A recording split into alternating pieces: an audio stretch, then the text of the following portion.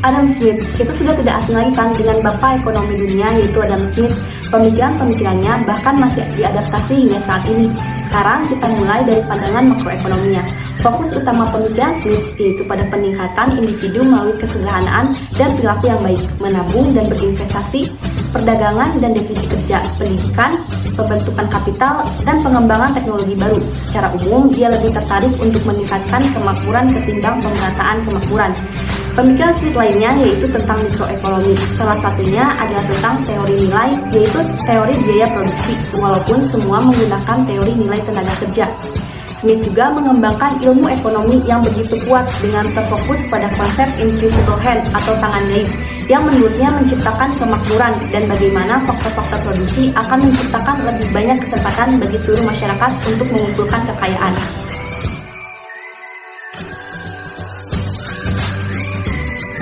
Jean-Baptiste Say adalah pendukung utama pemikiran Adam Smith tentang sistem ekonomi kebebasan alamiah dan pembatasan campur tangan pemerintah, dan juga sependapat dengan konsep kapitalisme laissez-faire. Sumbangan pemikiran Jean-Baptiste Say ada 4. Yang pertama, penyusunan teori berdasarkan fakta dan observasi. Yang kedua, menyusun teori utilitas subjektif sebagai pengganti teori nilai kerja. Yang ketiga, dia menciptakan istilah entrepreneur yang kini menjadi kata modern dalam ekonomi dan bisnis. Dan Say memang kenyataannya adalah seorang entrepreneur. Dan yang terakhir, hukum pasar Say yaitu sebuah teori ekonomi makroklasik yang menitik beratkan pada produksi, perdagangan, dan tabungan sebagai kunci bagi pertumbuhan ekonomi yang lebih tinggi.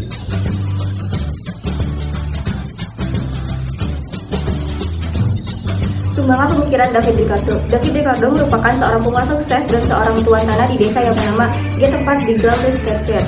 Ketertarikan David dengan ilmu ekonomi dimulai sejak tahun 1799 ketika dia tinggal di Bath saat dia mulai membaca The Wealth of Nations karyanya Adam Smith. Sumbangan pemikiran dari David Ricardo tercipta pada tahun 1817 saat dia mempublikasikan buku karyanya yang berjudul On the Principle of Political Economy and Taxation. Buku ini berisi tentang David yang sangat mendukung akan adanya perdagangan bebas yang kemudian dia kembangkan menjadi sebuah teori yaitu hukum keuntungan kooperatif, yang dimana hukum ini menyatakan bahwa perdagangan bebas akan menguntungkan kedua belah pihak, dan yang saling mengejutkan adalah perdagangan bebas akan membuat suatu negara melakukan spesialisasi meskipun suatu negara ini hanya memiliki keuntungan absolut dalam produk tertentu.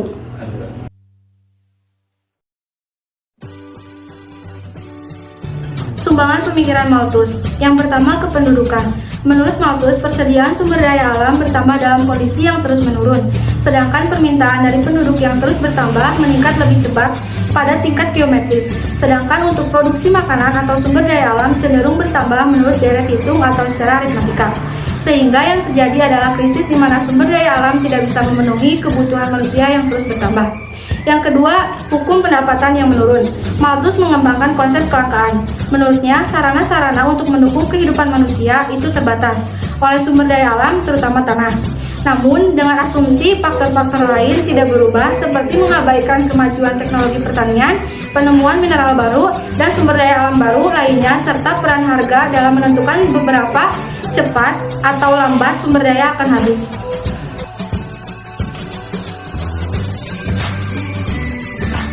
Sumbangan pemikiran John Stuart Mill. Utilitarianisme. Utilitarianisme, prinsip kebahagiaan yang menganggap bahwa tindakan dikatakan benar jika sebanding dengan kecenderungan untuk mendorong kebahagiaan, dan dikatakan salah jika sebanding dengan kecenderungan untuk menghasilkan ketidakbahagiaan. Universalisme etis merupakan konsep utilitarian yang mengedepankan kebahagiaan orang lain. Kita masuk ke dalam ekonomi dan politik dalam karya Principle of Political Economy yang terbit pada tahun 1848. Di dalam buku tersebut, Mill banyak menyinggung masalah produksi dan buruh yang menjadi tema besar saat itu. Menurutnya, kondisi buruh dalam proses produksi harus diperhatikan serta pemenuhan kebutuhan. Dalam sektor real, Mill mencoba menggambarkan 3 bidang pekerjaan yang dianggapnya ideal, yakni pertanian, perusahaan, dan bank.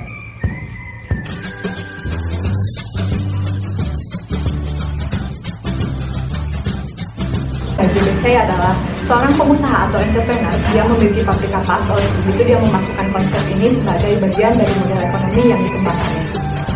Sedangkan Smith yang seorang ekonom tapi tidak pernah menjalankan suatu bisnis. Perbedaan hukum distribusi pendapatan menurut Adam Smith, Smith berfokus pada pertumbuhan, sedangkan David Ricardo berfokus pada distribusi pendapatan.